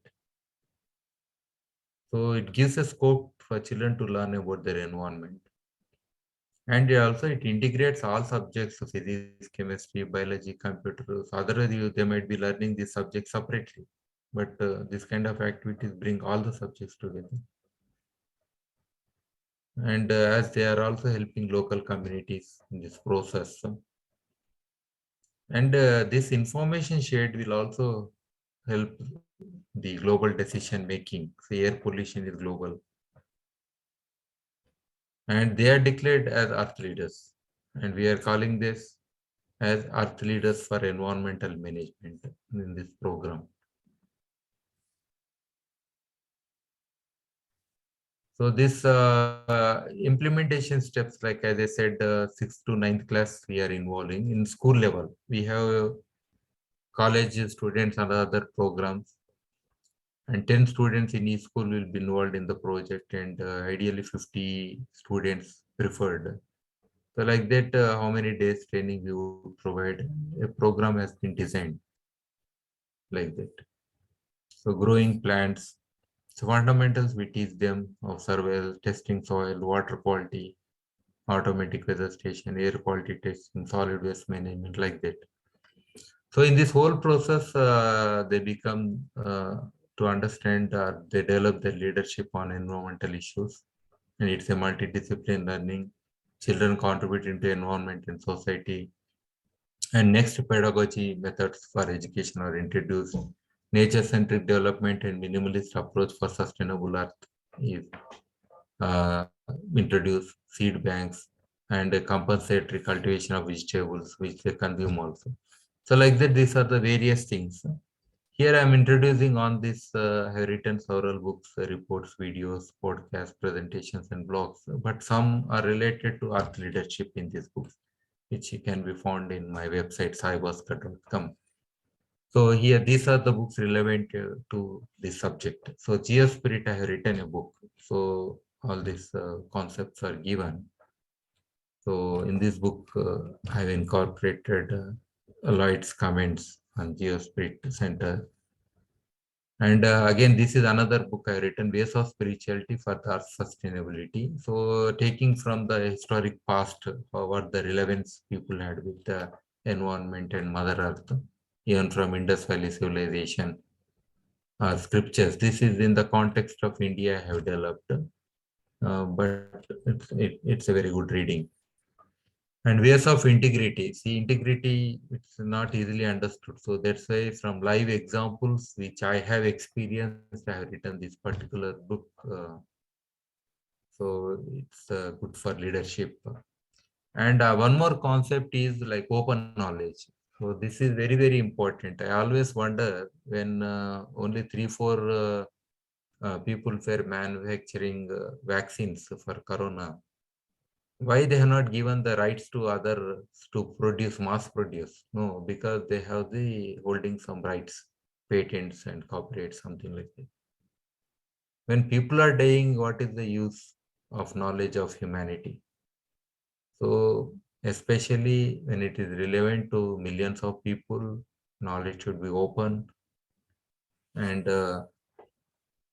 I follow this whole thing, and I declare all my work, my books and everything is open knowledge. So here it is related to creation and sharing of knowledge in an open manner. Open means accessible to all. So open source creation. There are so many sources. My teacher might have taught me something. The environment might have taught me. From failures also I have learned something. But finally I said something. So that's how the knowledge comes. So to acknowledge all the sources, nobody is doing. But at least we should, whatever is understanding or whatever the technological things that come, which are relevant to majority, it should be in the public domain. So there are so many licenses and data information technology, and finally this open knowledge with time. Also, otherwise it becomes open, but it will be delayed sometimes. So data information knowledge as we go up the ladder. So sharing values. So as compared to data, information sharing, knowledge sharing is more holistic. Wisdom should be acquired by each individual, which should be expressed in our being. So integrity and discipline, this is the most important quality of an earth leader. So a great institution does not run on the strengths of few individuals. Only great leaders can build great institutions. Leaders can only create leaders. So this is another concept. But again, an earth leader should take the multi-pronged approach. So like open knowledge or share with freedom. They should be speaking, talking, giving lectures, public address, presentations, media. They can adopt anything, like, or they can take a picture and sensitize people, or they can take videos, paintings, cartoons, animation through websites, blogging, modeling, demonstration, writing books, papers, policy advocacy, manifesto preparations. We are participating in this now, Green Manifesto. We are building and sharing with political parties here. And policy documentation, project proposals, policy documents, exhibitions, attending conference meetings, and then sharing our views. Like that, there are so many umpteen ways where people can, their leadership can bring out the value for the society. Thank you very much. Thank you.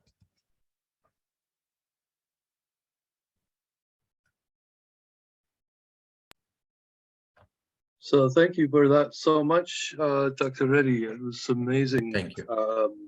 Amount of information that you've shared today with us. I was, as I was watching, thinking many things, but I did put into the chat my quick note about the vision quest, and actually that little note I wrote just was moments before Mitch Gold came on our call today with us. He is actually one of the people in our network who has been very much promoting and supporting the use of this Vision Quest journey as part of the holistic education that young people especially should be undertaking as part of their learning and part of their self awareness journey. So I'm hoping actually Mitch might be able to say a few words. I think he is more knowledgeable about this process than any one of us here on this call. So I'm not sure if you saw any of that, Mitch. that was presented by Dr. Reddy, but he had described something very similar to what you have been talking about. I missed the whole thing. I'm sorry. I've been republishing my book, Why Accounting Isn't Boring. So, okay. And I apologize. So you were talking about the notion of vision quests? Yes. Well, my life is a vision quest, but not to make light of it, because a vision quest is it's like rites of passage for youth to be pushed to their limits, because our society today doesn't really it doesn't give any of the youth, I shouldn't say it, it's different all around the world, you know, so I only know what I know. And to talk about vision quests, I'm probably not the best person to talk about them. I just know that they're important, and I know that every tribe has their own process and their own different methodology of doing it. And most of the vision quest in Canada was discouraged because they didn't want the Indigenous community to experience the knowledge of their elders. So hopefully this is becoming a thing of the past, and that the current administrations allow for vision questing. And I think everyone should go on their own vision quest to find out what it means. For me, my vision quest was experimenting with ayahuasca. I'm not recommending it to anybody, but whatever, you know, ayahuasca is a shortcut to experiencing your higher self. And I think that's what a vision quest is intended to do. But that's just my assessment of it. I would need some elder to say yes for that to have any value. And that would only have value for him and I, because everybody's vision quest is different. I hang out with a guy now by the name of Oscar Bolivar, who is he's from Colombia, and he leads ayahuasca ceremony here in Playa del Carmen, or in his sanctuary. He has a sanctuary over there in Sac Bay, which is just outside of Guadalajara, which is just outside of Playa del Carmen. And he calls me grandfather, which is, I guess it's nice. I don't know. We're working on what I should call him. If he is he actually younger than you? Oh, yes. Okay. Yeah. He's about 16 years younger than me. I met him 10 years ago when I attended the Mundo Maya 2012, the coming together of the Maya consciousness in Chichen Itza in 2012. And I held sacred space for all the elders that came to experience Mundo Maya in Chichen Itza. I had 400 volunteers, amazingly enough.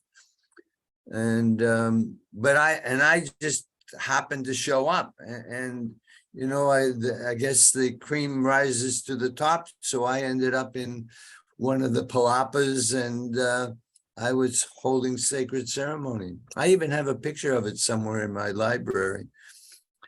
So what would, yeah, go ahead, ask me a question. Well, actually, I wanted to interrupt you because I'm seeing the hand of Dr. Atama is up. It seems she wants to ask a question, probably of Dr. Sai Sure. Reddy. Sure. Dr. Atama? Thank you. Yes, thank you very much. Thanks, everyone. Good morning, good afternoon, good evening. I'm so excited joining you on the call today. I've been away not deliberately, but because we have been on 16 days of activism against gender-based violence, which just ended a few days ago. So it has been very tedious for me. So I have been struggling with a network. It threw me off. I was trying to join back, but I was not able to join immediately. So when I joined was when our doctor was speaking about open knowledge. And that caught my attention because my organization has also been working around that. We have been working with Wikipedia, Wikimedia Foundation in promoting open knowledge. And I think it's very important. We have also worked with Open Knowledge Foundation in making knowledge accessible and open to people. I think we will not be able to achieve anything equality, and even SDG will be at stake if we don't talk about open knowledge, because it's only free access to knowledge that we promote equity, that we promote equality and all that.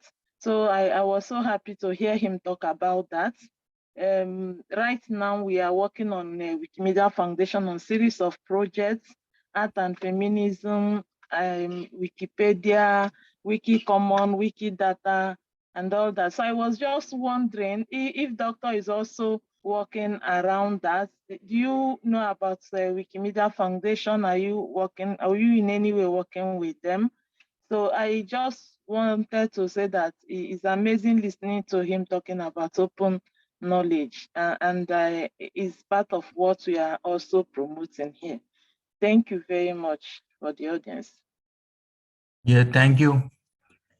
Thank you. Wikimedia, we are not working with them.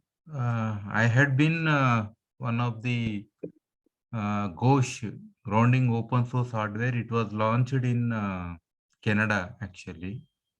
I attended one of the first meetings. It's an international organization. So I'm a member of that also. Again, I attended another meeting in China. Could you mention again that name of that organization, or maybe perhaps write it into the chat so we have a record of this and your relationship to this organization? Okay, you mean Wikimedia Foundation? He mentioned another organization. Okay, yeah, Open Knowledge I Foundation. didn't catch the name. Yeah, Open Knowledge Foundation. No, I'm talking to Dr. Reddy. He mentioned another organization. Okay, okay. Yeah, that is mostly on sensors, actually. Sensors, they develop lots of for applications. So what is that, the name of that organization? Could you write that? GOSH. G-O-S-H. G-O-S-H. I will put in chatting. Yes, please, could you write it into the chat so we know we can also share that with the rest of our members as well. So we would like people to be also involved in those organizations in the countries where we're having all of our discussions and establishing our UnityNet learning centers. Okay, so maybe I can just quickly mention to Dr. Reddy. We are meeting for the first time. I'm Dr. Chemeze Atama from the University of Nigeria, Nsukka, and also the founding director, Equity Watch Initiative. So you can see why I have interest in promoting open knowledge, because I said it will promote also equity and fairness. So we can talk more about what you do, and also see how we can work together to continue to promote open knowledge. Like I mentioned, we are currently working with Wikimedia Foundation and Open Knowledge Foundation in terms of promoting free access to knowledge. Yeah, thank you. So this is important, I think, as well, in the sense that what we are doing is we are connecting Dr. Reddy, who's in South Asia, with Dr. Atama, who's of course in Nigeria, in Africa, so we can converge upon hopefully a set of knowledge and databases within that could potentially develop within the context of the UnityNet Interchange for Peace, which is intended itself to be an open source platform for the world, where we're initially going to be using, of course, commercial platforms, but where we would wish to eventually integrate all of them together into a single portal that would then have the designation of being open source and being able to be improved by the members of the platform itself. Like other platforms, like what we are using, of course, now is Zoom, and of course, so many people use portals like Facebook and others, where none of the interface is open for software developers to actually change the way those platforms behave, because they are privately owned and privately run, operated. So we are hoping eventually that our platform will be open and will be a platform for Earth citizens to use, i.e. all of humanity. So let's continue these conversations offline as well. I'm actually would like to propose to both Dr. Reddy and Dr. Atama that we may be wishing to develop a UnityNet open source sharing node of our network. If that is something that you might be interested in sharing, that sharing your experiences, sharing your conversations, so we can again work on that concept of creating open source and knowledge databases, especially for our members to access. And this is actually also a fundamental principle of Energym University as well, where knowledge, once you have come into the network itself, that knowledge is available for free for people to access and use, so that they are able to fulfill their own self within the context of their own self ideal situational abilities within the context of their own communities. So I think with that, if there are no other comments at this point or questions, we would likely wish to end our call today. We have been on since 11 this morning, so this has been around 2 hours and 20 minutes that we've been on the call already. And I want to thank everybody again for coming out to week number 80 of our Indigenous Global Unity Summit event. Again, I'm not going to go through the formal presentation, the slideshow portion of the IGU Summit that I had been doing in the past. However, likely for next week or possibly the week after, the last week of 2022, I will be doing a presentation myself and going through all of the slides that we have put together over the last year and a half, the last 80 weeks, as we had developed this IGU Summit and the presentations that we're doing on the Indigenous Global Unity Network and the Global Unity Network, the UnityNet, that we are building on the social media right now, which again, we will be eventually bringing onto this open source Interchange for Peace platform as we move forward. So thank you all. Thank you, Mitch. Could thank I you, just throw in a 2-second blurb? Absolutely. Go ahead, Mitch. Okay. I posted a URL there that I just found today, and it is I guess it's a movement that suggests that religion not be used as a political tool.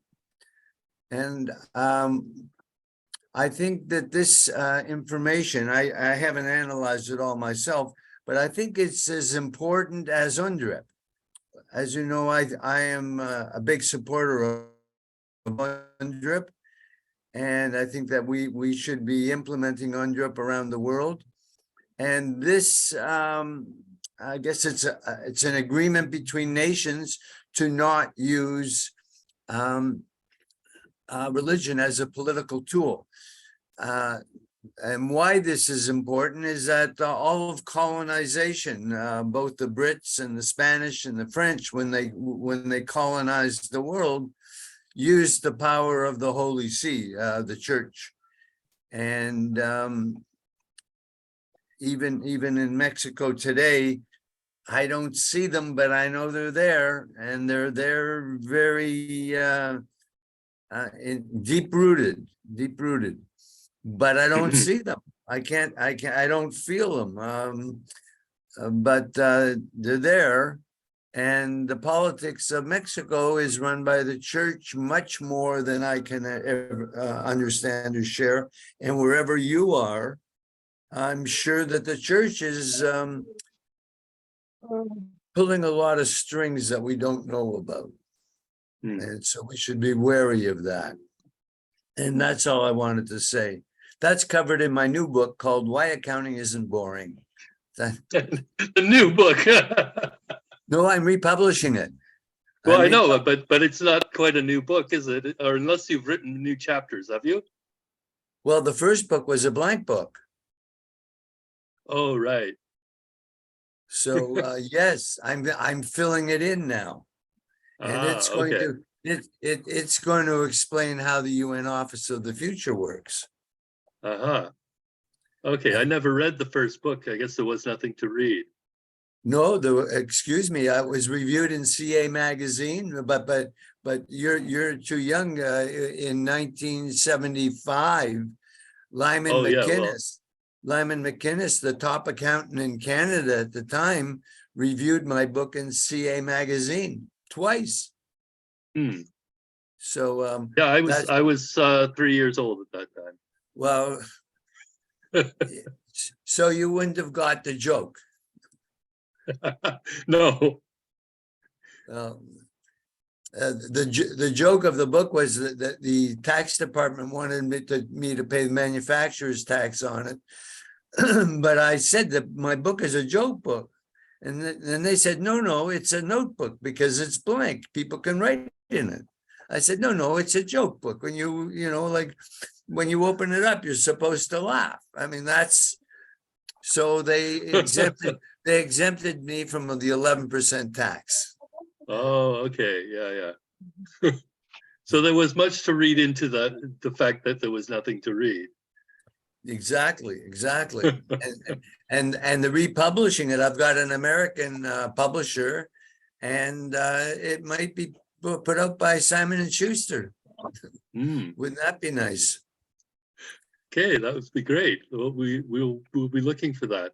And Yes. I wanted to mention as well that you did mention UNDRIP and the implementation of which we're hoping to also implement through our UnityNet, as we call them, INAB collaboratives in each local community by working with the partnerships at the local level and implementing it through our partnership and relationship, especially with the public sector, in other words, the local governments, but also with the endorsement, hopefully, of the other 7 sectors that we are hoping to work with in each community, where we can have them all recognize UNDRIP. The irony was on the 10th of December, we celebrated, and pardon me,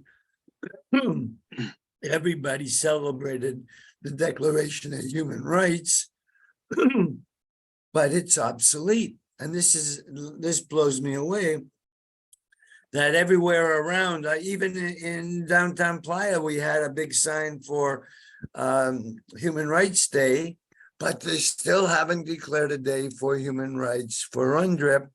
And as you know, we are tentatively selecting Earth Day as the day to celebrate UNDRIP. And I think we're going with that. I haven't heard anything from anyone that disagrees with my assessment. I did share that, by the way, Mitch, that brief declaration around Earth Day, April 22nd, 2023, as being the first UNDRIP Day. And there were a few people, actually including, I believe, Dr. Atama, who was on with us earlier, who made a good comment, thumbs up, and said, absolutely fantastic. Let's do this, hopefully in countries across Africa as well. And we'll have drumming at city halls, if you'd like that as well. Yes. Thank you. Sorry, I wasn't on the whole call. Yeah, we'll continue these conversations, and we will make these happen. So 2023 will be our year of action. We are starting to put together the plan in our own local community, of course, here in Markham and across the GTA. There are 25 municipalities that we would like to work with eventually to develop these partnerships. Have you heard of the Century Initiative? It sounds familiar. You may have told me about it before, but you may want to look at it. Century Initiative is an initiative in Canada that's proposing 100 million people population in Canada. I've just approached them myself and saying, to grow to 100 million in Canada without involving the rest of the world is just plain stupid. So I mean, they're looking for a general manager. I don't want to be their general manager, but they're just getting developed, and they've got a significant number of Canadian political animals looking at how we're going to grow to 100 million. And they're being run by naive MBA students. And so we've got to look at how we can teach them to consider larger, if Canada is going to have 100 million people, why are we only having 100 million? Or why are we having so many? I mean, Canada is not exactly— Why that number? Yeah. Yeah, well, Canada is not exactly a well-balanced economy. There's homelessness in the city of Toronto. More than 50,000 people in Toronto don't have homes. 50,000 people in Toronto. It's astounding. And how many in Vancouver? Vancouver's got a larger homeless problem than Toronto. And we're going to bring in another 100 million people. This is, unless we change the way we think, this is stupid. Oh yeah, well, and look what's happening in Ontario right now. I'm not sure if you're following along on what Doug Ford, our premier, is doing in terms of opening up the Greenbelt to build homes, because there's a housing shortage, but all of those homes are going to be luxury mansions built on the Greenbelt, destroying the land for profit. And pure and simple, because the developers wanted to develop that land for their mega mansion, McMansions, as I call them. Well, the man is an idiot, and unfortunately, we know that. and unfortunately, he realized that being mayor of Toronto was meaningless. Because the city of Toronto itself can't do anything without the province's approval. And what they're doing through Metro links across, and the way they've chosen, I should mention this, the way Canada has chosen to implement UNDRIP it's going to take 10 or 15 years to implement UNDRIP. Whereas we could do it in 18 months if we get the municipalities involved. The UNDRIP needs to be implemented by the municipalities. And I hope Markham hears this, because John Tory hasn't heard it yet. And if he has heard it, he doesn't recognize it. The man is also, him and Doug Ford, they're not cut from the same cloth, because but John Tory is only mayor of Toronto because Doug Ford's mother said it was okay. It was Doug Ford's mother who gave Tory the mayor of Toronto position. Blows my mind, this stuff. Anyhow. And what's the connection to the church? There probably is one. It's I don't know, but there's probably well, it's something that bears investigation that I don't have the patience to do. No. The only time I ever approached the church was when the $1.9 billion was allocated to the traditional people for reconciliation. I contacted the church and said, this is an opportunity for us to do some real good. And the church had their lawyer call me. That was their response. Stay away from us. Don't bother us. That's not so funny. No, well, it is. It's funny, not in the ha-ha sense. It's in the it's funny, strange. I don't know what to make of it, because they didn't threaten me. They just said, we're not going to get involved. Keep us out of it. This was when we were renting the sweat lodge. I don't know if you know, we had a sweat lodge in Guelph. That I negotiated the deal there. We got it for $1 a year, but the conditions attached to the $1 a year rental, that no right-minded person would accept the terms. But I was Elder Vern told me, accept it. We need it. Don't mess it up. So I signed an agreement for a buck to have the sweat lodge on the land of the Jesuits just outside of Guelph. Little bit of Canadian history. Anyway, I believe we will wrap it up now. Thank you very much, Mitch, and also Tony. She just fell off as well. So we will wrap up our event for today. Okay, thank you. Thank you, Mitch. And let me just, before I get off, I'm going to save the chat. And good day, good weekend to you, and we'll hopefully see you again. Okay, bye for now.